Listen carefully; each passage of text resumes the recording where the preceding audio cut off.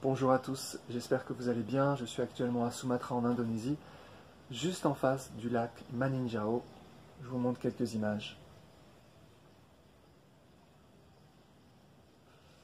Voilà, donc dans cette vidéo, on va discuter du formulaire 2033D et des déficits reportables. Alors j'ai téléchargé une 2033D, donc là voilà, donc c'est le quatrième feuillet de la 2033, voilà, et puis il y a un cadre qui s'appelle déficit reportable, et donc c'est ce cadre qu'on a à remplir si on a des déficits reportables. Maintenant, la plupart d'entre vous n'auront pas de déficit reportable et donc n'auront pas à remplir cette 2033D. Pour avoir des déficits reportables, il faut être dans des cas particuliers. Donc, quel cas particulier? C'est simplement le fait d'avoir un résultat avant amortissement qui soit négatif. Donc, je répète, résultat avant amortissement, donc avant imputation des amortissements, qui soit négatif. Donc, pour avoir un résultat négatif avant amortissement, il faut que les loyers moins les charges, ça soit négatif. Donc ça veut dire que vos charges soient supérieures à vos loyers. Voilà. Donc c'est des cas quand même assez rares, parce que ça veut dire que peut-être que votre appartement n'est pas du tout rentable, qu'il y a plus de charges que de loyers, donc c'est un peu bizarre. Néanmoins, il y a des cas où ça se produit, alors en particulier la première année, si on décide de passer les frais d'acquisition en charge, et donc de ne pas les amortir, eh bien, on peut se retrouver facilement en déficit. Voilà. Il peut y avoir aussi des cas où, par exemple, je sais pas, votre locataire ne vous paye pas de loyer pendant 6 mois, vos charges vont être supérieures à vos loyers et vous vous retrouverez en déficit, tout simplement. Voilà, il peut y avoir des cas aussi où vous avez des gros travaux et que vous les passez en charge et que vous ne les amortissez pas pour X ou Y raison. Et là, pareil, vous vous retrouverez donc à remplir ce formulaire. Alors, le remplissage de ce formulaire se fait automatiquement dans le fichier Excel, donc, qui est présent dans la formation. Donc là, on est dans la partie compte de résultats.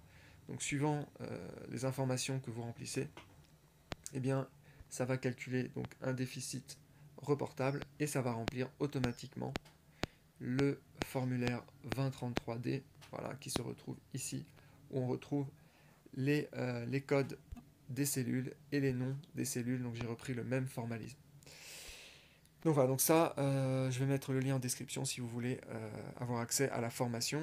Dans la formation, je vais aussi beaucoup plus loin sur comment remplir donc, ces déficits reportables avec les différents cas possibles et les différents ordres de priorité dans les reports. J'avais fait une vidéo sur les différents ordres de priorité. On sait qu'on remplit d'abord, on impute d'abord les charges de l'année N, ensuite les amortissements de l'année N, ensuite les amortissements de l'année N-1, et ensuite enfin les déficits de l'année des années précédentes, déficit des années N-1. Donc il y a un ordre de report qui est très important. Voilà. Alors maintenant, on peut regarder quand même les différentes cases et à quoi elles correspondent. Donc on a 1, 2, 3, 4, 5 cases à remplir dans le cadre des déficits reportables. Premier élément, donc la case 982, déficit récent à reporter au titre de l'exercice précédent. Donc là, ça dit bien son nom. Si vous aviez des déficits, je sais pas, par exemple de 3 000 € l'année dernière qui étaient à reporter, eh bien on va les retrouver ici en case 982, donc 3 000 € à consommer, à utiliser, sachant que les déficits sont eux reportables pendant seulement 10 ans, donc on doit les utiliser pendant une durée maximum de 10 ans, sinon on les perd définitivement, contrairement aux amortissements excédentaires qui eux sont reportables sans limite de temps. Donc on avait par exemple 3 000 € de l'année dernière, ensuite déficit imputé, c'est-à-dire combien sur ces 3 000 €, combien on va utiliser cette année. Alors pour pouvoir imputer les déficits, il faut bien évidemment respecter l'ordre de priorité. Voilà. Donc le résultat doit être positif, mais cette fois-ci après imputation des amortissements. Et c'est uniquement si le résultat est encore positif qu'on va pouvoir utiliser et donc imputer les déficits des années précédentes. Donc c'est vraiment le dernier élément qui vient se consommer, s'imputer ou s'utiliser. Le déficit des années précédentes. Voilà. Donc ça c'était la case 983. Donc est-ce qu'on a utilisé des déficits des années précédentes? Ensuite on a les déficits reportables. Alors déficit reportable, ça va être simplement, donc si on avait 3 000 € de déficit des années précédentes et qu'on en a utilisé 2000, eh bien il en reste 1000. Voilà, donc le déficit reportable, ça va être donc c'est 1000 euros qu'on va pouvoir reporter encore sur l'année suivante. Ensuite, on va retrouver les déficits de l'exercice.